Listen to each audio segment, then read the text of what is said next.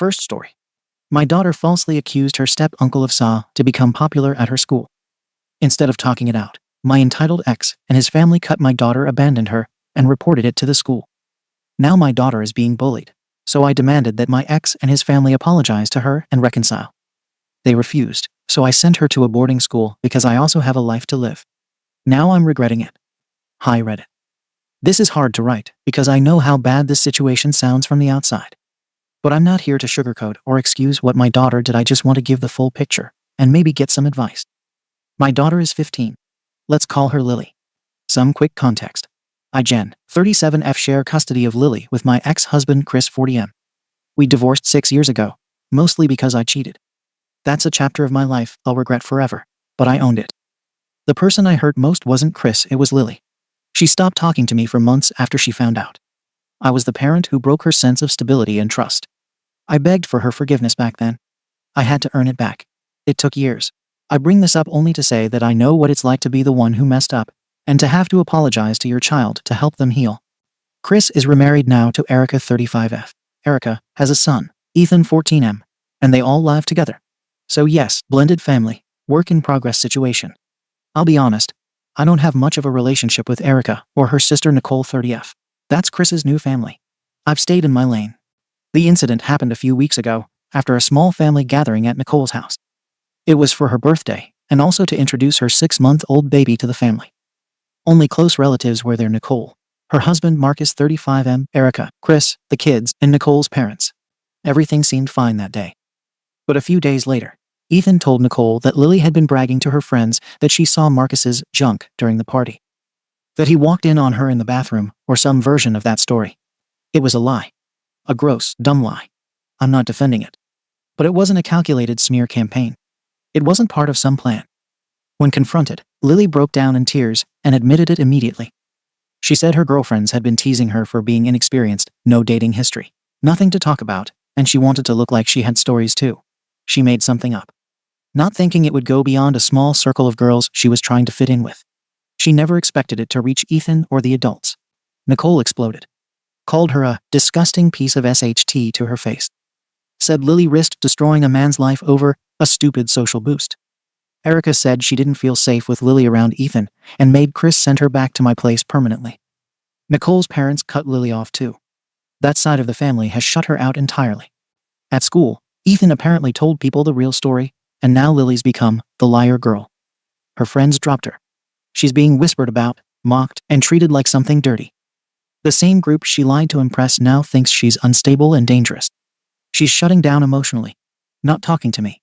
Not eating at lunch. Her grades are tanking. Her coping mechanism is just going completely quiet and numb. She doesn't defend herself. She doesn't cry in front of me. It's like she's disappeared inside her own body. Last week, I walked into her room and found her just sitting on bed in her pajamas, staring at the carpet. I sat next to her and told her that what she did was wrong. That people got hurt. But I also told her I understand what it's like to screw up, and to have everyone make that your whole identity. I asked her if she wanted to apologize to Nicole, Marcus, Erica, and even Ethan, and she nodded. She said, "But what's the point? They already hate me." That broke me. I've spoken to Chris. He's deeply hurt, torn between Lily and his current family. I know he's trying to keep the peace, but he's not really fighting for her. When Erica made it clear she never wanted Lily back in the house, he just went along with it. I know part of him is scared Lily will say something again. But I know my daughter. She told a reckless lie once. She's not a creep. She would never do anything to hurt Ethan. I know it in my bones. Here's where I think I might be the arsehole.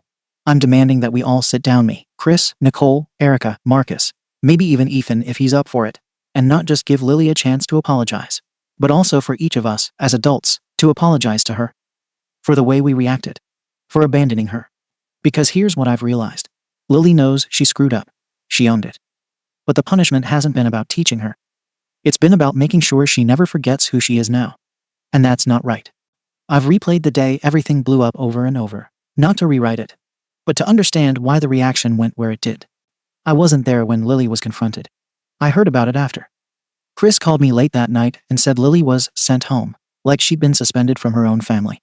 He sounded exhausted. Not angry, not defensive. Just worn down. He kept repeating that things moved fast, and that Nicole was terrified and protecting her family. I get that instinct. I have it too. But fear doesn't erase what happened next. Within 48 hours, my daughter lost her home, her routine, half her extended family, and her reputation at school. The school part matters more than people want to admit. Ethan told the truth, and that's fine. I'm not blaming a 14-year-old for repeating what he heard once adults were already involved. But he could have handled it with a little more maturity. What really stuck was that Lily lied about something sexual involving an adult man. That kind of label doesn't fade quietly. Now she's the girl people warn others about. Teachers look at her differently. Kids whisper. Former friends treat her like she's radioactive. She doesn't argue. She doesn't try to explain. She shrugs when I ask how her day was. When kids cope by shutting down, adults tend to miss it because it's quiet. There's no acting out. No visible mess, just absence. Nicole says she'll never forget what happened, and I believe her. But Lily won't forget either. The difference is that one of them has a fully formed support system, and the other is still trying to figure out who she's allowed to be after this. I tried talking to Erica first. I thought mother-to-mother might soften things. It didn't. She told me her priority was Ethan, and that Lily can't be trusted. She said letting Lily back into the house would make her anxious every day. That sentence keeps echoing in my head because I realized something. Lily's presence was framed as a threat, not a mistake. I asked Erica if she believed Lily actually saw Marcus's private parts. She said no. I asked if she thought Marcus did anything inappropriate. She said absolutely not. I asked if Lily confessed on her own when questioned. Yes. I asked if she believed Lily was capable of harming Ethan. She hesitated, then said she couldn't be sure. That hesitation was the end of the conversation. Chris is stuck in the middle, and I don't envy him. He loves his daughter. I know that. But he also lives with the people who want to erase her from the picture. When I told him Lily wanted to apologize, he said Nicole wasn't ready. When I said Lily was struggling, he said everyone was. When I asked him what the long-term plan was, he went quiet. That silence told me everything. I'll say this plainly. I do not expect Nicole or Marcus to forgive Lily. Forgiveness is personal. What I do expect is recognition that the response went too far and landed on a kid who already understands she screwed up. I've been on the other side of this. When I cheated, Lily was younger, but old enough to know what it meant. She asked me questions I didn't have clean answers for. She stopped talking to me. She refused to come to my house for weeks. I sat in that discomfort without demanding grace.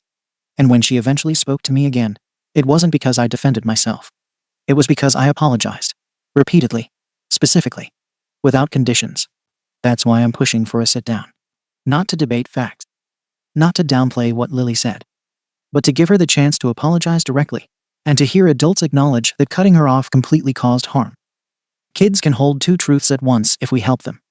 I did something wrong, and I'm still worthy of being treated like a human being. Nicole doesn't want that. She told Chris she doesn't want Lily near her family, period. That includes holidays, birthdays, future gatherings. It's a permanent line, not a pause. My concern isn't that Lily doesn't get invited to parties. It's that she's learning that one bad decision is enough to exile you forever. I also need to address something that keeps coming up. The idea that Lily might do this to Ethan. I reject that completely. Not in a blind, naive way. In a grounded, lived with this kid for 15 years way. She lied to impress friends. She did not accuse her stepfather of assault. She did not go to an authority figure. She did not persist when questioned. Conflating that lie with predatory intent is unfair and lazy. There's also history people don't see. Lily never felt fully at home in that house. She was polite, careful, and always trying to fit in without taking up space. Erica and Nicole are close. Lily noticed. She joked about it with me once, saying it felt like visiting someone else's family. She tried to be easier to accept. Quieter. This doesn't excuse anything, but it explains the pressure she feels to be interesting somewhere else. I'm asking the adults to own their part. Nicole for the words she used. Erica for deciding Lily was disposable. Chris for choosing peace over parenting when it mattered most. Even Marcus, not because he did something wrong, but because silence from adults carries weight. A simple acknowledgement that Lily's lie scared people, but didn't define her would go a long way. Lily told me last night she doesn't want to be that kid anymore. She asked if she should change schools. She asked if people ever forget things like this. She asked me if I thought she was a bad person. When your child asks you that, you stop caring about being liked. So yes, I'm pushing. I'm demanding a conversation. I'm refusing to accept that the only outcome is lifelong punishment for a teenage mistake. I'm doing this knowing people will say I'm minimizing what happened. I'm not. I'm weighing it against the damage being done now. I don't think protecting children means sacrificing one to make others feel safe. So here I am, asking strangers instead of yelling into a void. Ada for believing that while my daughter was wrong, the adults involved also owe her an apology, and that isolating a 15-year-old completely is doing more harm than good. Comments. Comment 1. Lily lied about something that could have changed Marcus's life forever. It doesn't matter if she didn't file a report, it's a serious thing to say. And even whispers can ruin a man's name. Teen boys get labeled predators for less, and no one runs to offer them hugs and redemption arcs. If your daughter were a son, would you be writing this post or sitting in a police station? Erica has a son to think about. She's not obligated to risk her kid's safety or comfort, just because you believe your daughter won't do it again. Your own decisions wrecked your marriage, fair enough. You own that. But stop acting like every person should be as forgiving as your teenager was. Not everyone heals the same. They didn't scream at Lily, and they didn't publicly shame her. They just said, "We're done." That's not cruelty. That's a boundary. And you demanding that everyone apologize to her, the one who caused the damage, is wild. Support her, guide her, but don't push her into places where people don't feel safe with her. That's not helping her grow. It's forcing your idea of redemption onto people who don't owe her anything anymore. Comment 2. Chris failed here. This isn't about taking sides. It's about standing up for a teenager you helped bring into this world. When Erica decided Lily had to go, Chris should have said, "We work through this, or we're not blending anything." But instead, he folded. Lily's dad chose silence over discomfort, and it's sad because she probably noticed. Kids always notice who flinches when it's time to defend them.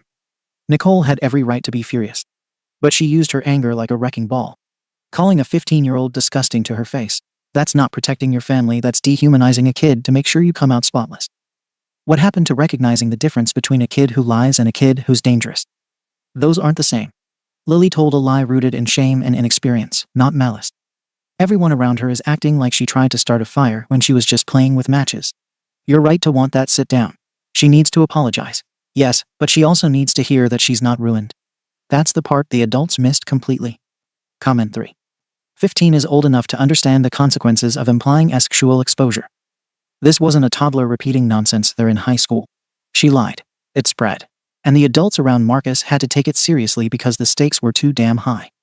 The fact that you want people to apologize to her after she burned them says everything. You're projecting your own baggage onto this. You want redemption because you got it. But not everyone has the capacity to forgive something that big. You say you had to apologize to Lily after cheating. Good. That's growth. But don't confuse her situation with yours. You didn't nearly destroy someone's reputation to make a friend. She did. People pulled back to protect themselves and their kids. You see exile. They see a line that had to be drawn. Lily can heal without dragging people to a forced reunion. Maybe start by helping her take accountability without conditions. This whole, everyone owes her a piece of their healing approach just sounds like manipulation disguised as repair. Comment 4. Nicole sounds like the kind of person who needs everything to be black and white so she can sleep at night. Lily effed up, no debate. But this wasn't a campaign to ruin someone's life. She told a dumb lie to look cool in front of other teens, something half of us did when we were 15. Nicole reacting like Marcus almost ended up in prison because of it is theatrical at best. No one called the cops. No one made a report.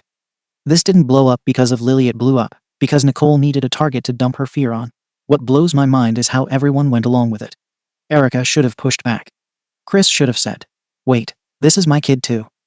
But nope, they all bailed. Your daughter's getting punished way beyond what she did, and worse, they're shaping her identity around it. That kind of exile at that age can F someone up for years. A real adult conversation needs to happen, but I doubt Nicole's capable of one unless she's the center of the hurt. Everyone's scared of their own shadows here, while your kid's the only one trying to grow the hell up. Update. I didn't expect to post again, but too much happened in a short window, and I need outside judgment, even if I don't like the answers. After my original post, I tried to focus on Lily. She barely speaks unless spoken to. She goes to school, comes home, shuts herself in her room, scrolls, and sleeps. No social life. No hobbies anymore. A few of her friends' parents reached out to me directly and asked me to stop contacting their daughters. One mother told me Lily's presence was unsettling for her kid now. I didn't argue with them, but I did tell them they were contributing to a pile on against a teenager who already took responsibility. That ended those conversations.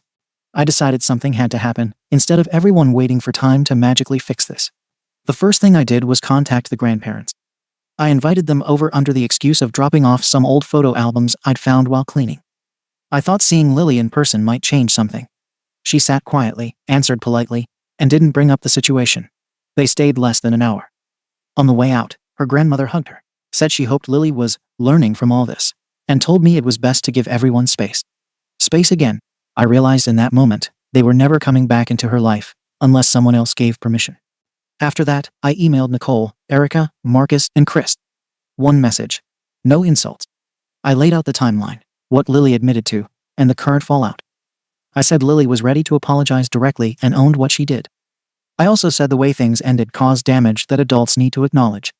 I asked for a sit-down with a mediator or counselor. I didn't get a single reply. Not even a no. Chris eventually called me privately. He said Erica was done discussing it, and Nicole refused any contact. He said the situation was unsalvageable, and I needed to help Lily accept it. That's when I said the sentence everyone's focused on now. I told him if staying married meant permanently cutting his daughter out of half her family, then maybe he needed to rethink his marriage. I didn't say it lightly. I said it as someone watching a parent choose peace over responsibility. He went quiet for a long time, and then told me I had no right to comment on his marriage after what I did to ours. That hurt, but I didn't take it back. The school situation blew up next. Lily's counselor asked to meet after reports of ongoing bullying. During that meeting, it became clear Ethan had been openly talking about the situation well beyond setting the record straight. Kids were repeating word for word adult phrases. Lily was labeled a liar and a creep. Meanwhile, Ethan was being treated like the brave truth teller. I asked why a student spreading private family issues across the school faced zero intervention. I was told they couldn't discipline him for sharing his experience. That pushed me over the edge. I said that if Lily was being socially punished daily, then Ethan deserved consequences too since he amplified it. Word got back to Erica that I'd said her son should be punished. She called me furious and accused me of attacking her child to distract from my own.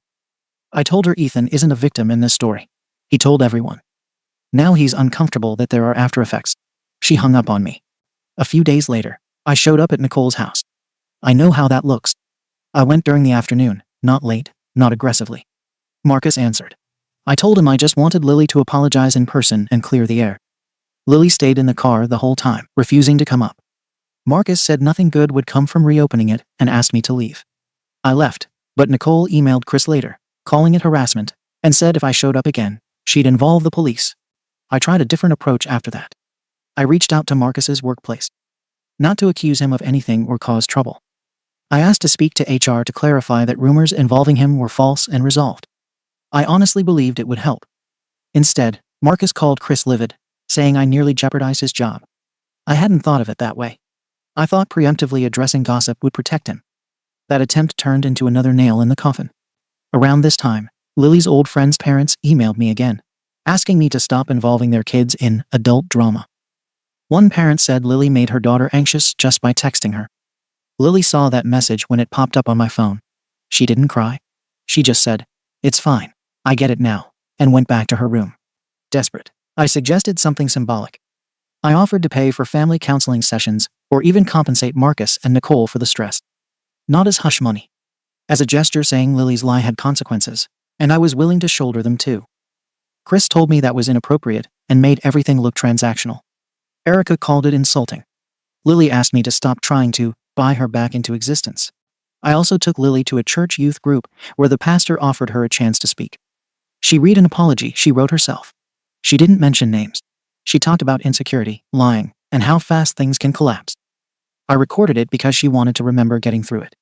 I later sent the clip to Chris, thinking it showed sincerity. Erica saw it and accused me of putting Lily on display for sympathy. That ended any remaining dialogue. The last straw with the school came when I requested another meeting and asked why no one had addressed Ethan's role in spreading it. The counselor ended the meeting early. A day later, Erica filed a complaint saying I targeted her son and interfered with school staff. I received a formal notice asking me to communicate only through administration. At this point, nearly everyone in that family has blocked me. Chris barely texts. The grandparents won't respond. Nicole wants nothing to do with me. Erica wants Lily erased from their lives permanently. I started seeing someone new a few months ago, and yes, I lent on his perspective. He works in social services and told me isolation after public shame at this age can have long-term effects. When I shared that opinion with Chris, he accused me of outsourcing blame to justify my behavior. Maybe I did. I wanted someone to confirm I wasn't losing my grip on reality. Lily told me last night, She doesn't want me contacting any of them anymore. She said every attempt makes things worse, and she just wants it to stop. She also said she doesn't feel like part of any family now, and she doesn't expect that to change. I still believe the adults involved failed her after she admitted her lie. I still believe cutting a child off completely helps no one. But I'm also being told from all directions that my actions turned a bad situation into something radioactive. So here I am again. Was I wrong for continuing to push when everyone else wanted silence, even if it meant burning every bridge left? Comments. Comment 1. You dragged this entire thing through the mud because you couldn't accept being told no. Lily made one massive mistake and paid the price socially, emotionally, and within the family. But instead of letting her sit with the consequences, process it in therapy, and slowly rebuild trust with those who are willing, you went full PR crisis mode. You made it about optics. You called Marcus's job. Seriously. No amount of spin is going to unring the bell of what she said. Every time someone took a step back, you took it as a challenge to force re-entry. That's not parenting, it's reputation damage control dressed up as motherly love. Chris had every right to draw the line when you told him to divorce his wife. Erica's protecting her kid. Marcus probably hasn't slept properly in weeks, wondering if this crap will hit his professional world again. You're still running plays from your own guilt file, and all it's doing is isolating Lily even more. She told you to stop. That should have been the only voice that mattered. Comment 2. Erica's reaction was extreme, sure, but it didn't come out of nowhere. You said yourself Lily never really fit in at that house. That tension existed before this lie. What Lily did gave them an exit, and they took it. Cold. Yeah. But this was never going to be a cozy blended family. What's wild is how you saw all those doors close and thought, if I just push harder, they'll open. Showing up uninvited, calling workplaces, pushing kids into moral theater, it's suffocating. People didn't fail Lily after her confession. They stopped engaging because they didn't trust her anymore. And every stunt since has reinforced their decision. I don't think you're evil. I think you're drowning in regret over how your own family broke apart. And you're trying to rewrite Lily's story before it hardens. But you've taken the wheel from someone who already told you she's done. She's asked for silence. Let that be the apology she gets. You need to accept that some people forgive quietly, and some just walk away. You can't manage grief like a project plan. Comment 3. It's one thing to defend your kid. Every decent parent does that. But what you did wasn't defense, it was a campaign to rewrite reality. Everyone already knew Lily lied. She confessed. People responded. Some harshly, yes. But you didn't stop at helping her process it. You decided everyone else had to bend too, to validate your version of healing. You dragged this out of the family and into school politics, church events, workplace HR, and private inboxes. You didn't ask for forgiveness, you demanded it like it was overdue rent. And when people said no, you circled back with another angle. Your daughter was ready to apologize. You should have let her. Quietly. Privately. Instead, you packaged her remorse like a product launch. I don't think you realize how much damage that kind of pressure can do to someone already trying to disappear from her own mistake. She's tired. She told you to stop. What comes next is on you now, not the people who already left. Update. It's been over a year since I posted. I wish I could say time helped. It didn't. I made things worse. I know that now. The damage feels permanent, and I can't even blame anyone else this time. After everything with Chris's family blew up, I filed for a custody modification. I wanted Lily out of that environment. Chris didn't fight back hard. Maybe part of him agreed it was easier if I took the weight of everything. So I got primary custody. For the first time in years, I thought Lily and I would finally get to rebuild, uninterrupted. But she didn't bounce back. I transferred her to a new school, but she was withdrawn, barely eating, and always tired. Her friend group never came back. Her name had followed her farther than I thought. Her new teachers said she was polite, but disengaged. She refused therapy and refused activities. I didn't know how to reach her anymore. The boyfriend I had in my head was nothing like the man he turned out to be. In the beginning, he talked about how well he understood teenagers. He said most parents panic too soon. He kept insisting Lily just needed time. He made me feel sane for wanting to stand up for her, even if I didn't always handle it the right way. So when he suggested we move in together, I said yes. The first sign something was off came slowly. He was distant around Lily. Not rude, just cold. He'd never engage unless I was present. Wouldn't say goodnight. Would leave the room if she walked in. Once I caught him walking into the kitchen, pausing when he saw her, pulling out his phone, and holding it chest level while speaking casually, like he was making a habit of documenting their interactions. I asked him why. He said he was protecting himself, just in case. At first, I thought maybe he was being overly cautious because of what happened with Marcus. But the way he said it felt rehearsed. Clinical. Lily picked up on it. She started keeping her distance, locking her door, and refusing to be alone in the house when I wasn't there. One night, she waited outside on the curb for 2 hours because I was stuck in traffic. She didn't say it directly, but I knew it had to do with him. Still, I defended him. I told myself he was just nervous. That once trust was built, things would change. Instead, we got worse. I started grounding Lily more often. Not for major things, missing chores, snapping at him, skipping dinner, but enough to keep her in check. He said consistency mattered. We needed to teach her consequences. I started believing that maybe she was acting out. Maybe she needed more structure. Maybe I'd been too soft with her for too long. I even got her a dog, thinking it might cheer her up. Named it after someone from Chris's side of the family as a way to reclaim the narrative. When she realized what I did, she stopped feeding it. Ignored it. Once, I found her pulling its collar so tightly it yelped. That night, I returned the dog to the shelter and told her I didn't blame her. She didn't say a word. Eventually, her therapist recommended something longer term, a therapeutic school with boarding. The idea crushed me, but my boyfriend pushed for it. Said Lily needed to be in a place where professionals could actually deal with her. Said we weren't equipped. Said if we waited too long, she'd end up arrested or worse. I didn't agree, but I didn't argue either. I was tired. I was in love. I was ashamed of how far we'd fallen. And part of me wanted someone else to fix her. Lily begged me not to send her. Told me she didn't trust anyone. Told me he made her uncomfortable. I said it wasn't forever. That it was temporary. That she could come back. I signed the papers anyway. She stopped speaking to me after that. A few days later, I asked my boyfriend X now why he never connected with her. Why he always looked afraid around her. That's when the mask dropped. He said, "Why wouldn't I be careful? She already lied once and almost ruined a man's life. You think I'm going to risk that? Go to jail for what? Because she had a mood." I asked him if he ever believed she could change. He shrugged. Kids like that don't change. They learn how to hide it better. He never saw her as a person. Just a problem. I ended it that night. Packed his things. Told him not to come back. He barely flinched. Just said, "You're going to regret not protecting yourself the way I did." He was right about one thing. I didn't protect her. Not from others. Not from me. She's still at the school. She barely speaks to the staff. She ignores my letters and returns unopened care packages. The last time I spoke to her therapist, she said Lily has no interest in coming home. That she's counting down until she turns 18. Chris hasn't spoken to me since I won custody. I think he knows I pushed her too far. I cut off everyone who questioned my decisions, and now there's no one left to help. I don't know why I made the choices I did. I don't know what I was trying to fix. I thought I was being strong. I thought I was reclaiming something that was taken from us. But all I did was chase redemption through people who were never going to give it. Now she's gone. Maybe not physically, but emotionally, I don't think I'll get her back. Not fully. She turns 18 in 7 months. I don't know if she'll come home, ever. And I don't know what to do with myself if she doesn't. Comments. Comment 1. The second you got a new DCK in your life, your kid became inconvenient. It's that simple, and no amount of pretty wording changes it. You went from fighting the world for my daughter to grounding her, ignoring her fear, siding with a grown man recording himself around a teenager, and shipping her off so you could keep a relationship intact. How the hell does that flip happen if your priorities were ever really about her? She told you she was uncomfortable. She showed you by waiting outside instead of staying in her own home, and you decided that love for you mattered more than safety for her. That's not strength. That's cowardice wrapped in self-pity. You didn't protect her from anyone. You taught her that adults choose themselves when things get hard.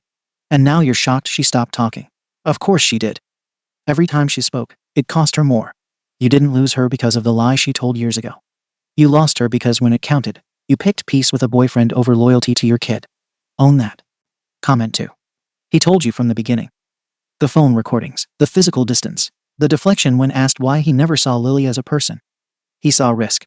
And instead of listening to the teenager who said she didn't feel safe, you listened to the adult man who wanted proof she wouldn't ruin his life. Lily was a scapegoat in your relationship, a buffer between your fear of being alone and your need to feel redeemed. You gave your daughter a dog as some warped symbolism, then watched her act out in a way that should have sent alarms ringing. Instead, you kept pushing discipline and external solutions. There's a reason she doesn't talk. She learned her voice doesn't change outcomes. Every plea, every "I'm not okay," was met with consequences or lectures. The only power she had left was to go quiet. Now she's counting months, maybe days, until she can leave. You keep asking what went wrong. Everything that happened after the confession was your choice. Every time you backed someone else instead of her, you handed her a reason to walk. When she does, don't act surprised. She already told you without saying a word. Comment 3.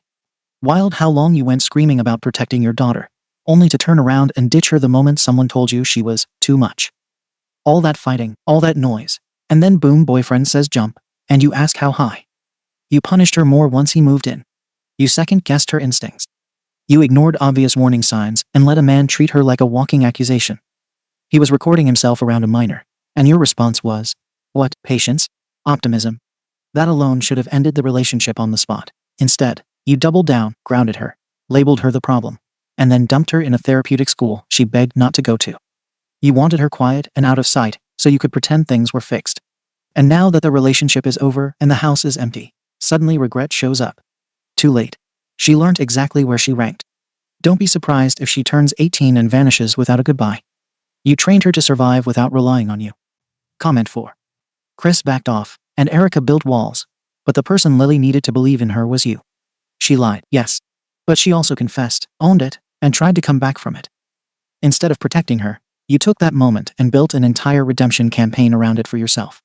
Every attempt at repair had your name written all over it. You needed the family to forgive her so they'd forgive you too. When that didn't work, you chased peace through people who saw her as a risk, not a daughter. That boyfriend made it clear he didn't want to be in a room alone with her. And instead of seeing that as a red flag, you accepted it as logic. You let his paranoia dictate how you parented.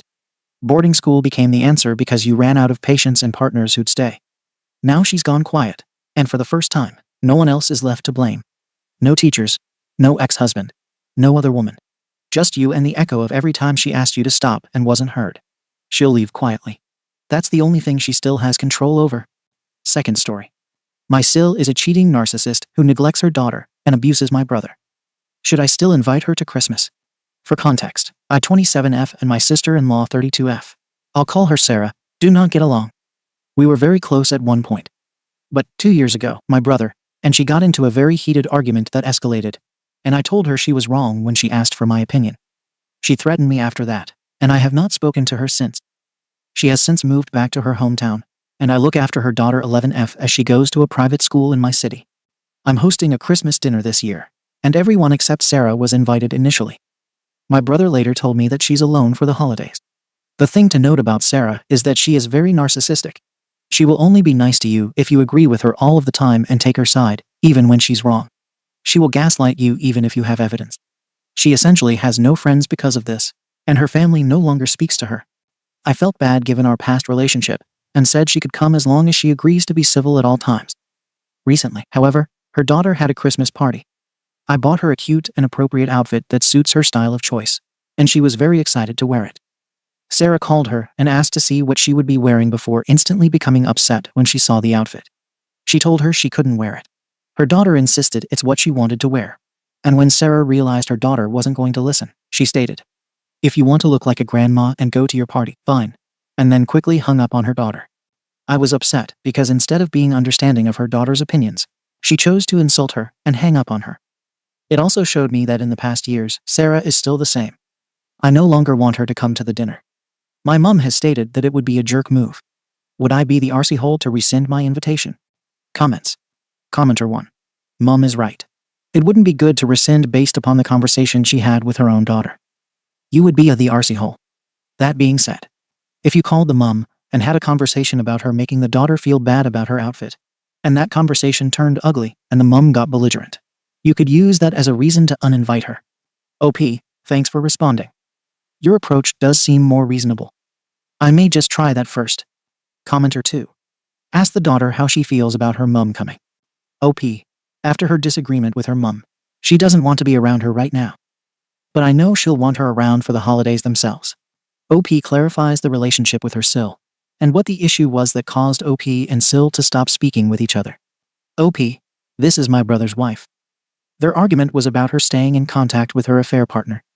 She wanted me to take her side, but I told her what she was doing was wrong if she wanted to save her marriage.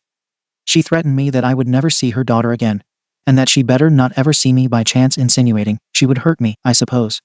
Commenter 3. So does your niece live with you? Or do you watch her when your brother is at work? Or what? I would just tell your brother and let him deal with it. She's going to be a problem. No doubt about it. OP, she lives with me right now. My brother works overseas. Sad to say this, but my brother is a bit of a doormat. He tends to take his wife's side to appease her over his daughter's side. Commenter 4. So you raise your niece. Neither your brother nor her mum has custody. How often do they see her? OP. They have custody of their daughter. I look after her because I live closest to the private school she attends. Her mum moved back to her hometown because she opened a business there, and her dad works in another country. Commenter 5. She threatened me that I would never see her daughter again, and that she better not ever see me by chance, insinuating she would hurt me, I suppose. From an OP comment. That puts a different spin on things. I would probably tell your niece that it is her decision whether her mum comes to Christmas. If she wants to include her, you'll be civil and polite as long as she conducts herself accordingly. But if at any time your niece wants her to leave, all she has to do is tell you. That is a lot to put on an 11-year-old. But it also gives her a choice. OP, honestly, I think you're right. I'll have to reach out to her mum first and set some boundaries regarding the dinner and talk with my niece after. Thanks for your comment. OP on, if her brother is actually divorcing his wife, since Sil moved back to her hometown. OP, no, they are still together. And it doesn't seem like they'll be getting a divorce anytime soon. I'm not sure if she still talks to the app. My brother is the one who wanted me to invite her to the dinner. She would have stayed with my grandmother. I'm sure she just threatened me out of anger. She tends to do that and hopes everyone moves on from the harsh things she says without ever apologizing for it. Will OP's niece go live with her mother full-time if Sil decides to come and pull her daughter from the private school? OP, thank you for your response. Thankfully, my niece's parents have an agreement that she should graduate before she goes back to live with her mum full-time. No, the daughter is with me because I live closest to the private school she is attending. The mother lives about 3 hours away from the school. The parents have an agreement that she will not be pulled out of school by either of them. Update. I hope I am updating correctly. After reading everyone's comments, I made the decision to simply talk to Sarah. I called her last night. I didn't mention anything about the conversation she had with her daughter and instead kept the call focused on the dinner and my expectations. I told her that I understand we hadn't talked in about 2 years, but I wanted to clear the air if we were going to be around each other for the holidays. I explained that I was hoping to have an uneventful holiday surrounded by the people closest to me. I even said I would be happy to have her over because it would make her daughter very happy. Guys, I do not know where communication got twisted, but she got so upset. I am also very proud of myself for having recorded the phone call, so she can't twist my words or anything like that. She went on a full rant, saying she did so much for me and my family, and that we should have been understanding of her talking about her affair here lol. Mind you, she's the one that dragged us into her drama back then because she was hoping we would have her back support her affair. We tend to stay out of their marriage drama unless it concerns their daughter. Anyway, she uninvited herself. She said she was offended I would call her and make her feel like a bad person for bringing up the past. I mentioned nothing about the affair lol. She said she didn't want to be around us anyway. That my brother was the one who wanted her there, which is a lie since he had sent me a screenshot of her asking to be invited, because I didn't believe him when he said she wanted to be with us for the holiday. I didn't mention this to her and just said, "Okay, take care," before hanging up. That is the end of my little saga. Thank you to everyone who commented yesterday. I'm glad I took this approach because if I had simply uninvited her, I would have been second-guessing myself the entire time, wondering if she had changed at all. A little naive thinking, but I'm okay with this outcome. Have a happy and safe holiday, everyone. Thank you for watching the video. If you are interested in listening to these kinds of stories, we've got more in store for you. Simply subscribe to our channel, hit the like button, and share it with your friends.